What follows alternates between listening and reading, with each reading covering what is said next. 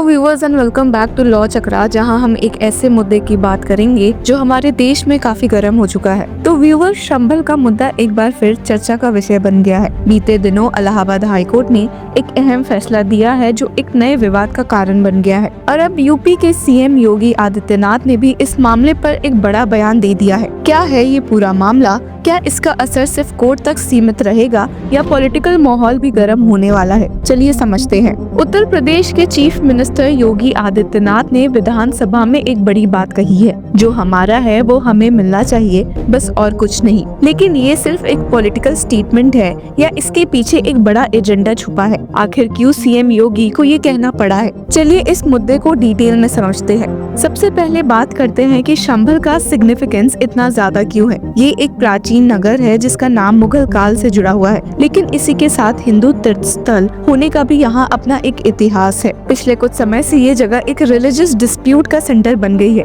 एक तरफ मस्जिद है जो मुगल समय से जुड़ी हुई है और दूसरी तरफ हिंदू समुदाय का दावा है कि यहाँ पहले एक हरिहर मंदिर था जिसे तोड़कर मस्जिद बनाई गई है। इस मुद्दे ने तब और तेजी पकड़ी जब एक सर्वे के दौरान टेंशन्स बढ़ गए और वायलेंस भी देखने को मिला। अब बीते दिन की बात ही करें तो इलाहाबाद हाईकोर्ट में जस्टिस रोहित रंजन अग्रवाल ने संभल मसले में थोड़ा ट्विस्ट ला दिया है। असल में एक पिटीशन दाखिल की गई थी जिसमें संभल जामा मस्जिद की व्हाइट वॉशिंग की परमिशन मांगी गई थी। मस्जिद कमेटी का कहना था कि ये एक सिर्फ मेंटेनेंस का वर्क है, लेकिन हिंदू साइड ने इसका विरोध किया और कहा कि ये एक डिस्प्यूटेड स्ट्रक्चर है। कोर्ट में एडवोकेट हरिशंकर जैन ने डिमांड रख दी कि रिकॉर्ड में मस्जिद को डिस्प्यूटेड स्ट्रक्चर कहकर लिखा जाए और कोर्ट ने इस डिमांड को एक्सेप्ट भी कर लिया। स्टेनोग्राफर को ऑफिशियली ऑर्डर दिया गया कि मस्जिद को अब डिस्प्यूटेड साइट कहकर लिखा जाए। इस मामले में एडवोकेट विष्णु शंकर हरि ने क्या कहा है, एक बार सुन लेते हैं। बैकग्राउंड बता देना इसका इम्पोर्टेंट है। 19 नवंबर 2024 का जो सिविल जज सीनियर डिवीजन चंदौसी साहब का ऑर्डर है जिससे एडवोकेट कमिश्नर की नियुक्ति की गई थी, इस आदेश को वहां की मॉस कमेटी ने ऑनरेबल इलाहाबाद हाईकोर्ट में सिविल डिवीजन के द्वारा चैलेंज किया। इस चैलेंज के दौरान मॉस कमेटी ने करेक्शन एप्लीकेशन फाइल की जिसमें उन्होंने कहा कि ये जामा मस्जिद है, किसी का कहना है कि ये जुम्मा मस्जिद है, किसी का कहना है कि ये जामी मस्जिद है।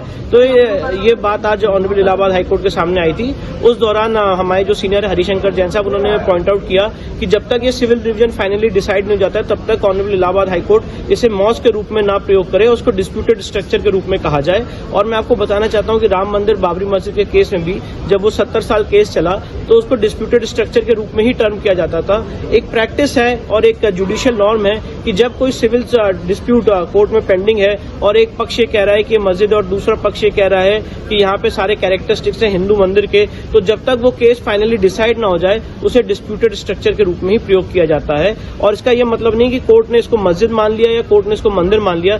जब तक कोर्ट इसको फाइनली डिसाइड नहीं कर देता है तब तक इस एरिया को विवादित स्ट्रक्चर, डिस्प्यूटेड स्ट्रक्चर के रूप में ही कहा जाता है। इस फैसले के बाद उत्तर प्रदेश विधानसभा में सीएम योगी आदित्यनाथ ने भी इस मामले पर अपनी बात रखी। उन्होंने सीधा सीधा कहा, जो हमारा है वो हमें मिलना चाहिए और कुछ नहीं। उनका कहना था कि संभल में 68 तीर्थ स्थल और 19 कुओं के निशान मिटा दिए गए थे, लेकिन अब तक 54 तीर्थ स्थल और 19 कुओं को ढूंढ निकाला गया है। मतलब एक बड़े रिलीजियस रिक्लेम की तरफ इसे देखा जा रहा है। सीएम योगी ने एक बार फिर सनातन पे जोर दिया और कहा कि जो हमारा है वही मिलना चाहिए। अब सीएम योगी आदित्यनाथ के इस स्टेटमेंट को समझने की भी जरूरत है। उन्होंने कहा कि कुछ शरारत के तहत संभल के 68 तीर्थ स्थलों और 19 कुओं को मिटाने की कोशिश की गई थी। ये कौन लोग थे जो इतिहास बदलने की कोशिश कर रहे थे? क्या ये एक पॉलिटिकल स्ट्रैटेजी है या सच में कुछ पुराने तीर्थ स्थलों को इरेज कर दिया गया था? और अगर हाँ तो किसने और कब किया? ये सवाल खड़े होते हैं। अब 10 मार्च को एएसआई कोर्ट में अपनी रिपोर्ट देगी। ये तय करेगा कि मस्जिद का व्हाइट वॉशिंग होगा या नहीं। तो ये मुद्दा सिर्फ रिलीजियस सेंटिमेंट्स का नहीं बल्कि लीगल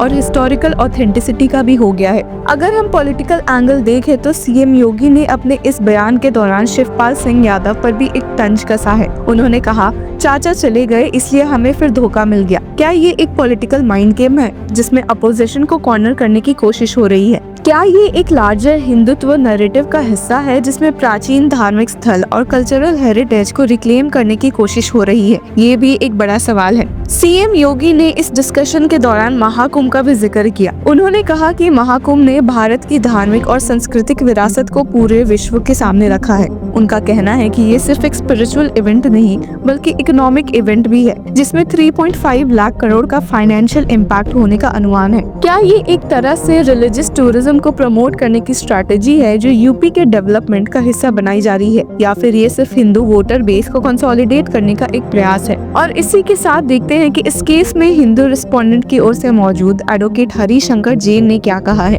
मौजूद ढांचे को विवादित ढांचा बताया गया जाम मस्जिद वाले मामले को, तो क्या कहेंगे इसको लेकर आप? देखिए, नई प्रक्रिया है। जब कोई दो पक्षों में विवाद होता है तो उस ढांचे को, उस इमारत को विवादित इमारत ही बोलते हैं। किसी की मस्जिद कहने से मस्जिद नहीं हो जाएगी। अगर कोई नारा लगाता रहे मस्जिद थी मस्जिद है, तो हम भी कहेंगे उसका मंदिर थी मंदिर रहेगी। तो कोर्ट में मामला चल रहा है तो कोर्ट में विवादित ढांचा ही कहा जाएगा, और जब तक कोर्ट में फैसला नहीं हो जाता इसको मस्जिद नहीं कहा जा सकता। इसीलिए कोर्ट ने न्याय की संतुलन रखने के लिए इसको विवादित ढांचा कहा है। मुस्लिम पक्ष अब क्या करेगा, क्योंकि मुस्लिम पक्ष भी इस चीज से हार गया है? देखिए, अभी हार जीत हम इसको नहीं देखते हैं। अभी केस चल रहा है, अब इसको हार जीत के रूप में मत देखिए। परंतु इतना तय है कि जो एक तरफा चल रहा था जिसको मस्जिद कही जा रही थी, अब वो प्योर खाली मस्जिद नहीं कर सकते हैं। आज की तारीख में वो डिस्प्यूटेड स्ट्रक्चर है या अलग मस्जिद, जो भी कहिए आप। तो इस पर रंगाई पुताई के साथ साथ गंदगी की भी बात की गई है। देखिए, गंदगी की सफाई हो, ऐसा ही सफाई कर रहा है कोर्ट के आदेश से, उसमें किसी को दिक्कत नहीं है।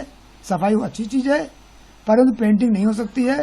पेंटिंग ने मेरा विरोध है और कोर्ट ने 10 मार्च लगाया है। देखिए आगे क्या होता है। तो व्यूवर्स, शंभल केस एक ऐसा मुद्दा बन चुका है जो रिलीजन, पॉलिटिक्स और लॉ तीनों का एक जंक्शन है। एक तरफ सीएम योगी का ये कहना कि जो हमारा है वो हमें मिलना चाहिए एक बड़ी पॉलिटिकल और रिलीजियस स्टेटमेंट है, तो दूसरी तरफ कोर्ट का ये माना कि मस्जिद को डिस्प्यूटेड स्ट्रक्चर कहा जा सकता है, लीगल और हिस्टोरिकल ऑथेंटिसिटी का बड़ा क्वेश्चन उठाता है। क्या ये एक नए डिस्प्यूट की शुरुआत है या एक कल्चरल रिक्लेमेशन का हिस्सा? ये फैसला अब कोर्ट और पब्लिक परसेप्शन पर डिपेंड करेगा। आपका क्या कहना है इस मुद्दे पर? क्या आप सीएम योगी की बात से सहमत है या आपको लगता है कि ये सिर्फ एक पॉलिटिकल मूव है? अपनी राय कमेंट सेक्शन में जरूर दें, और तब तक के लिए keep following law Chakra. Hello law lovers and justice seekers, welcome to law Chakra. हम आपके लिए लेकर आए हैं कुछ बहुत ही exclusive. Introducing law Chakra prime membership, जो आपको देगा exclusive access like never before. चाहते हो कि सबसे पहले आपको मिले latest legal updates? Law Chakra prime के साथ आपको मिलेगा early access to exclusive content, critical case analysis, courtroom battle का ब्रेकडाउन, वो भी बाकी व्यूअर्स से पहले। मोर अपडेट्स, मोर एनालिसिस।